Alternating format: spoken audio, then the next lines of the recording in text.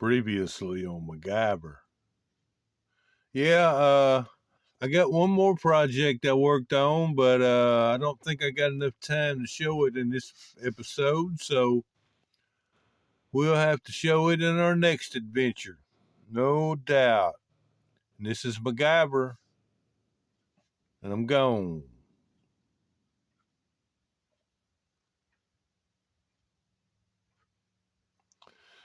Hello, this is MacGyver, and got some stuff accomplished. We're going to start out with where I left off last time. I had mentioned that I had something else I worked on, but I didn't have time to show it. So we're going to try to show it and the rest of the fixings. So up first, I got the wheels swapped on the trailer. Yeah. And I'm going to zoom on in here a little bit so it'll be clear. I got the got to put some pizza cutters on it.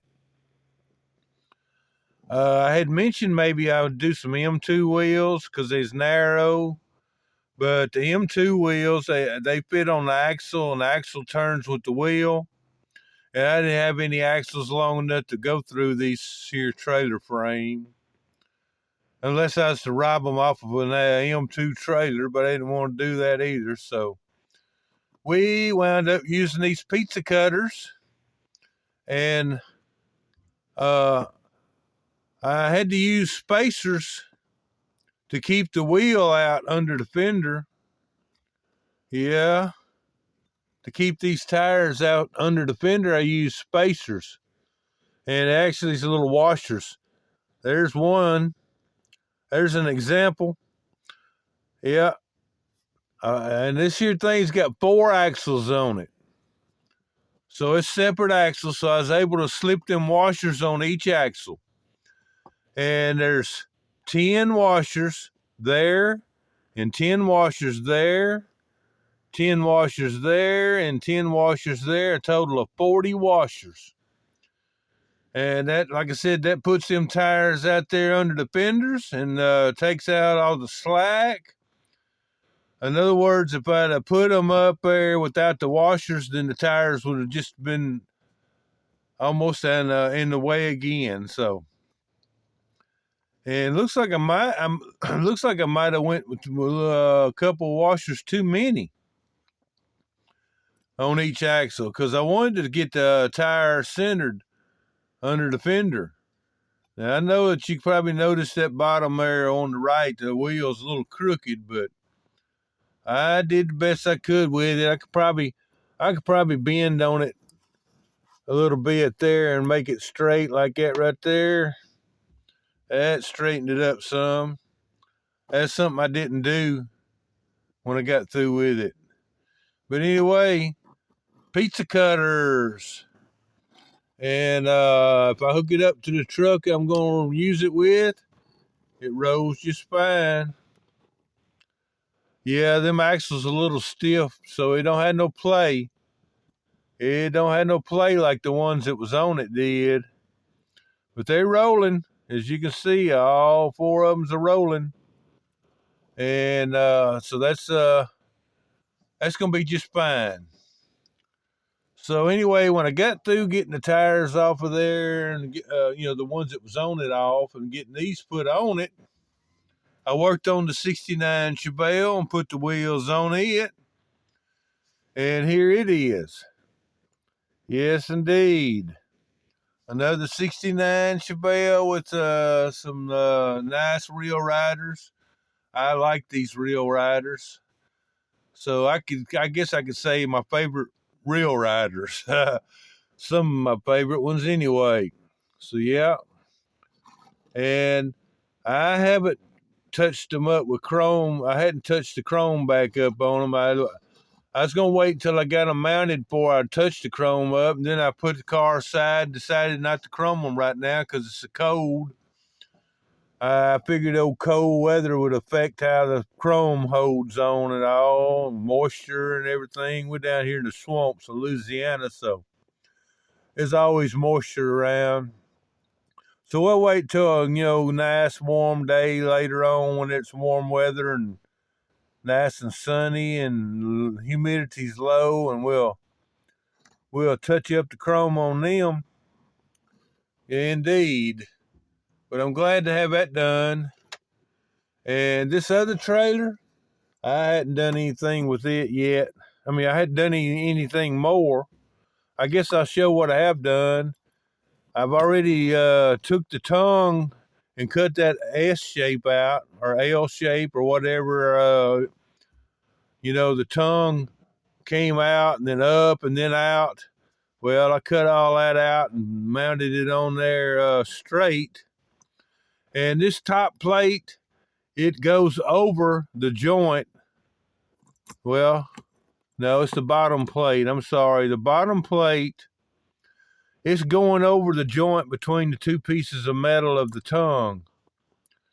So it gives it better bond. I should have made this top plate the same way where it would have reached on out there, but I had difficulties getting it to stay together. It come apart on me a couple times, but that's before I got this here bottom plate. And as you can see, the seam there, that's two separate pieces. What it was is this piece come out just so far, and so I went and I cut it. I already mounted it on there. And so since the tongue piece wasn't wanting to stay, I cut that off, and I made another piece that was long enough to reach out all the way up to the hole. You can't tell it, but it's there. And so anyway, yeah, give it more strength. And so we got us a plate on the bottom and a plate on the top, sandwiching the frames together. Because it's got a cut here too in the metal, because originally it had this piece in there.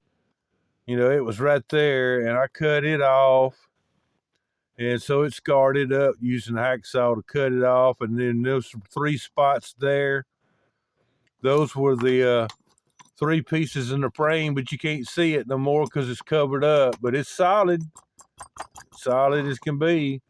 So all I got left to do to this trailer is put these pieces, cut a couple pieces there and a couple pieces there.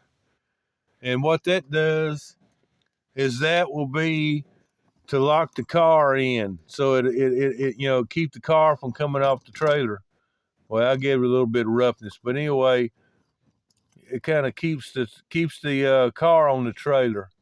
And so this other trailer is gonna get the same makeover there. It's gonna get all the treatment this one got. And I may paint that trailer silver. I don't know yet. I know it ain't gonna be blue. Yeah, I could paint it black. I got two bottles of paint, model car paint. 1 bottle of black, 1 bottle of silver. So we'll figure it out eventually. I got a bunch of black trailers, so I'm probably gonna paint it silver and see how that looks. If it don't look right, then I'll paint it black over it. But anyway, that's what we got done there. And I got the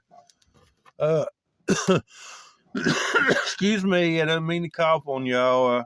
I ain't got no way to edit. But anyway, got the wheels chrome. I got the back wheels, the outer lip on these back wheels chromed. I did pretty good, I guess.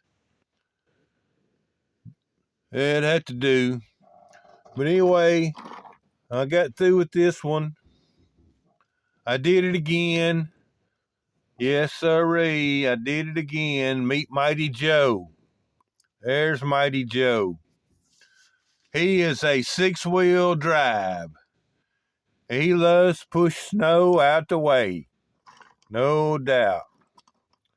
And on the 2 trucks, as you can see, this one here has got the original fender. It's round over the tire, and then cut the back fender off of the second truck and put on there. As you can see, they're round. Well, I had this 18-wheeler truck, a real cheap one, and I scrapped it. Well, I saved the fenders from it, and I put them on this one. Built a whole new rear end system. On this one, it's got an M2 plate running under this green piece, and then I get it going in between the exhaust pipe and up underneath the cab there, up to right about there. And that's one long piece of M2 plate. I made it first, and I fitted it to there, fitted it onto the truck, got it all squared up, and then we cut this piece right next to the lights, just like we did the first one, and got it all smoothed up, and then we fitted it on there with the lights, it and the two lights. We mounted it on there, and then after all that's set, then I come back and I mounted the rear fenders onto the plate, the same width of the truck. And once I got them two on there and let them set, then it's time to start building the pieces for the bottom to hold the wheels. There's the red pieces, the original. So, and these are bead locks, and I completely chromed the bead locks. And these axles got the U shape in it because they were real long. So I put the U shape in it to shorten the axle up to the length I needed, for the truck. Same on the front. And the axles on the outside of the frame on this up here, I cut a slot in the outside of the frame down deep enough.